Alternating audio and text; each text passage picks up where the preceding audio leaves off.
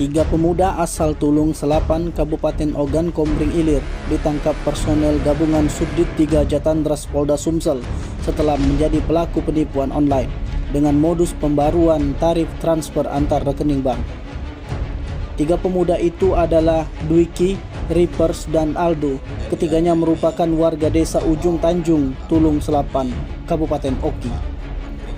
Direktur Reskrimum Polda Sumsel, Kombes Pol Anwar Rekso Wijojo, didampingi Kabid Humas Kombes Pol Supriyadi dan Kasubdit 3 Jatandras Kompol Agus Prihadinika menjelaskan mereka memiliki peran masing-masing, mulai dari operator, penampung transaksi, dan yang mengirim WhatsApp. Menurutnya, modus pelaku mengaku sebagai pihak bank menawarkan pelayan pembaruan tarif transaksi antar bank. Mereka baru melakukan aksi tersebut 2 bulan terakhir, sementara korban berasal dari Jawa Barat yang mengalami kerugian mencapai 250 juta rupiah. Para pelaku itu akan diserahkan ke Polda Jabar untuk menjalani proses hukum.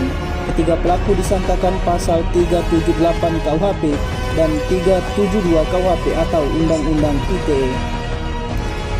Dalam aksi penipuan, masih ada 3 lagi yang masih berstatus buron polisi, yakni inisial RV, AJ, dan SN.